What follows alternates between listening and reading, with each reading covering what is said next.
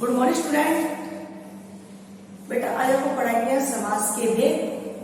पिछले वीडियो में हमने आपको समास की परिभाषा और उनके भेदों के नाम बताए थे। आज हम उन भेदों का विस्तार से वर्णन करेंगे। सबसे पहले समास की परिभाषा जो हमने पिछले वीडियो में पढ़ी थी उसको रिपीट कर लेते हैं। समास की परिभाषा सम सनम समास है, अर्थात पदों का संक्षिप्तीकरण समास कहलाता है। जब पदों का रूप छोटा हो जाता है वो समास कहलाता है। ऐसे भी कह सकते हैं हम कि दो या दो से अधिक पद विभक्ति से रहित जो होते हैं वो समास कहलाते हैं, और इन पदों को अलग करना समास विग्रह कहलाता है। ठीक है बेटा, पदों का संक्षिप्तीकरण समास कहलाता है और पदों को अलग करना समास विग्रह कहलाता है। संस्कृत में समास के 5 भेद है। केवल समास, अव्ययभाव समास, तत्पुरुष समास, कर्मधारय समास, द्विगु समास, बहुव्रीहि समास और द्वंद्व समास। केवल समास, इसका प्रयोग वेदों में हुआ है। ये हमारे कोर्स में नहीं है तो इसका हम आगे विस्तार से वर्णन नहीं करेंगे, तो आपको नाम याद रखना है। अव्ययभाव समास, इस पद में पहला पद अव्यय होता है। तत्पुरुष समास, इस समास में द्वितीया से लेकर सप्तमी तक की विभक्तियों का प्रयोग करते हैं। तत्पुरुष के होते 2 भेद, कर्मधारय समास और द्विगु समास। कर्मधारय समास में पहला पद विशेषण, दूसरा पद विशेष से आता है। द्विगु समास में पहला पद संख्यावाची आता है। बहुव्रीहि समास में तीसरा पद प्रधान होता है और द्वंद्व समास में सभी पद प्रधान होते हैं, मुख्य होते हैं, लेकिन उनमें चय का प्रयोग किया जाता है। अब हम सबसे पहले पढ़ेंगे अव्ययभाव समास।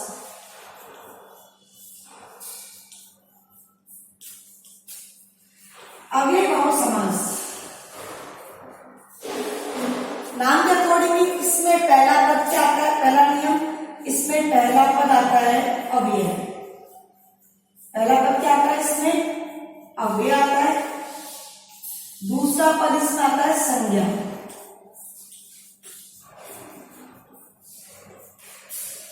पहला पद अव्यय आता है, दूसरा पद संज्ञा आता है। यह समास प्राय नपुंसकलिंग और स्त्रीलिंग के एकवचन में आता है।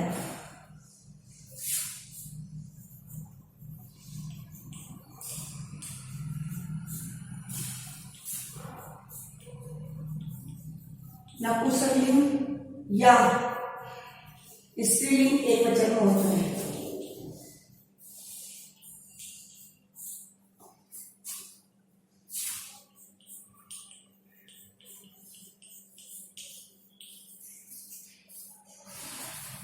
इसके एग्जाम्पल जैसे प्रति, यथा, से, उप, निर, ये सब पहले प्रतिशत क्या है? आपके उपसर्ग भी है, अव्यय भी है, तो ये है ना जस्ट शुरू में आनी चाहिए। पहला पद अव्यय आता है। इसका एग्जाम्पल से प्रतिदिनम, इसका यथाशक्ति, इसका सचक्रम, उप से बनाएंगे उपग्रामम, और निर से निर्जलम।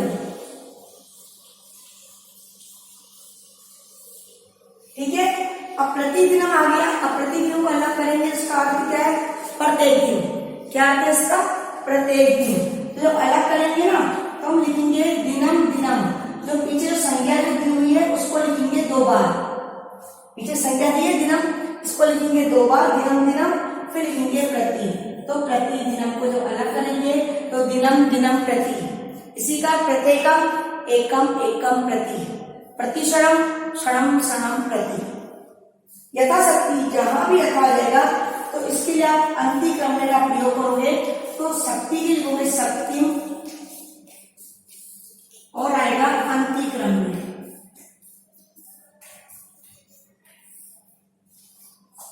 से, जहां भी से आएगा वहां तृतीय व्यक्ति का प्रयोग करना है। से चक्रम का अर्थ है चक्र के साथ, तो बनेगा चक्रे सहितम। उप, उप का अर्थ पास में या समीप समीपम, तो बनेगा ग्रामस्य समीपम। निर्जलम यानी जल से रहित, जहां पर जल का अभाव है। निर्जल किसे कहते हैं? जहां पर जल की कमी होती है, जल नहीं है, उसका बनेगा जलस्य अभाव है। जहां भी नीर शब्द आएगा वहां आपको अभाव लगाना है। जहां भी नीर आएगा वहां आपको क्या लगाना है? क्या अभाव लगाना है। ठीक है। प्रति आया तो पीछे वाले वर्ड को दो बार लेकर प्रति करना। यथा आएगा, यथा का अंतिक्रम में होता है। स का अर्थ होता है समीपम, तृतीय व्यक्ति का प्रयोग करते। उप का अर्थ होता है समीपम, ग्राम समीपम सृष्टि का प्रयोग करेंगे। और निर का अर्थ होता है अभाव, किसी चीज की कमी, जैसे निर्जलम जलस्य अभाव, निर्जल जलानाभाव, निर्मक्षिकम मक्षिका नाम अभाव है। निर का अर्थ होता है अभाव, किसी चीज की कमी। तो आप इसे लिख लीजिए बेटा पहले, फिर हम आगे और करवाते।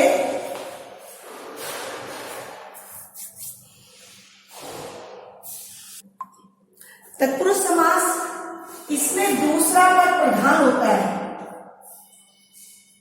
दूसरा पद क्या होता है? इसमें प्रमुख होता है, प्रधान होता है। और द्वितीया से लेकर सप्तमी तक की विभक्तियों का प्रयोग करते हैं। द्वितीया से लेकर सप्तमी तक की, द्वितीया से सप्तमी तक की विभक्ति का प्रयोग किया जाता है।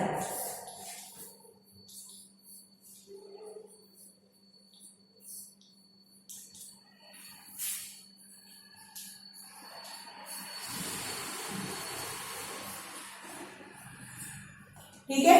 तत्पुरुष समास का वर्णन है, इसमें दूसरा पद प्रमुख होता है। द्वितीया से जब अलग करते हैं तो द्वितीया से लेकर सप्तमी तक की विभक्ति का प्रयोग करते हैं। जैसे राजपुरुष, तो उसका हिंदी अर्थ राजा के पुरुष, बीच में के चिन्ह छिपा हुआ है यहाँ पर, तो हम के चिन्ह आएंगे राजा में, तो बनेगा राज्य पुरुष। इसी का भेद है क्रमधारय समास।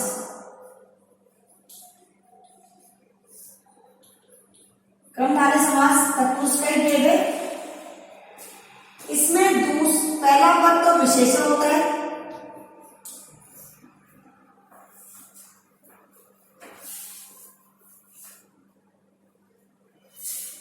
इसके अंदर पहला पद तो विशेषण होता है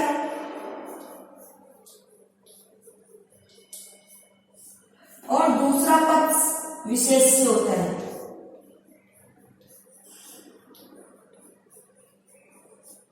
पहला पद विशेषण, दूसरा पद क्या होता है? विशेष्य होता है। इतना हो गया। जैसे कि नीलकमलम,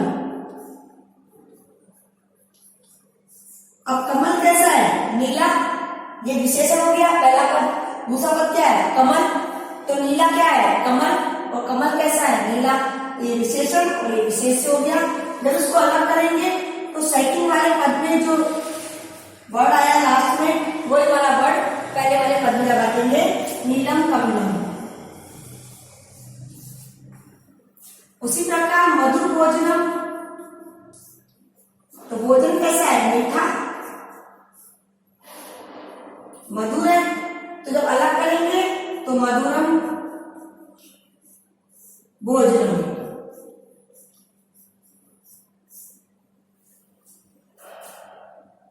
ठीक है ना। तत्पुरुष का दूसरा भेद है द्विगु समास। द्विगु समास में पहला पद संख्या का होता है। पहला पद किसका होता है? संख्यावाची। पहला पद क्या आता है इसमें? संख्या यानी गिनती का।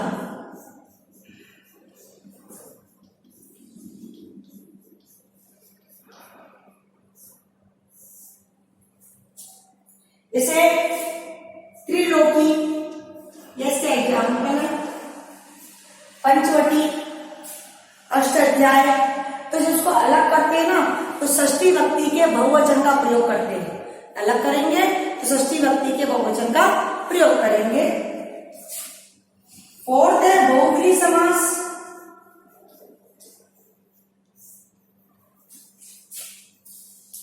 इसमें तीसरा पद प्रधान होता है। तीसरा पद क्या होता है? प्रधान, प्रमुख।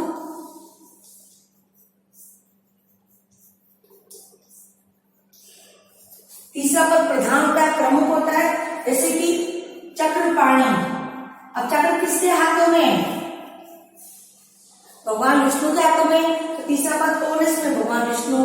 दशानन, 10 है आनंद जिसके, 10 से किसके थे, रावण के, तो तीसरा पद इसमें क्या है, रावण, और इसमें तीसरा पद क्या है बेटा, भगवान विष्णु। तो इसमें तीसरा पद क्या होता है, प्रधान होता है, इसमें तीसरा पद निकलेगा वो बहुव्रीहि समास कहलाएगा। लास्ट है हमारा द्वंद्व समास।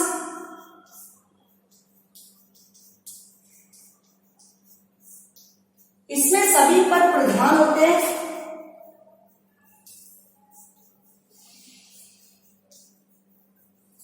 सभी पद प्रमुख होते हैं, और पदों के बीच में च का प्रयोग होता है।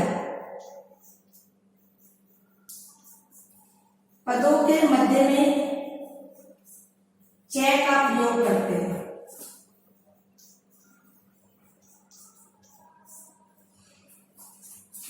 जैसे माता पितरों, अलग करेंगे तो माता च पिता च, क्या करेंगे, माता च पिता च।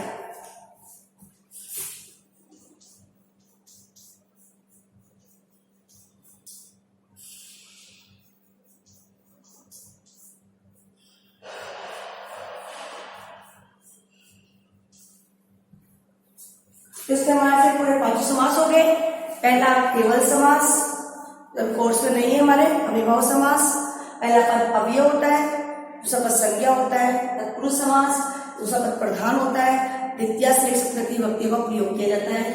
इसका भेद है कर्मधारय समास, इससे पहला पद विशेषण, दूसरा पद विशेष्य होता है। इससे दूसरा भेद है द्विगु समास, पहला पद संख्यावाची होता है, पहला पद गिनती का आना चाहिए था, त्रिलोकी, त्रिनेत्र, अष्टाध्याय, शताब्दी, सप्तदिनम, सप्तऋषि, ये सब इसी के भेद है द्विगु समास के। बहुव्रीहि समास, तीसरा पद प्रधान होता है, इसमें तीसरा पद निकलता है, शूलपाणी, गजानन, चक्रधर, ये सब आपके बहुव्रीहि के भेद है। उदाहरण है द्वंद्व समास, इसमें सभी पद प्रधान होते हैं, प्रमुख होते हैं, और पदों के मध्य में च का प्रयोग किया जाता है। तो हमारे समास कंप्लीट हुए।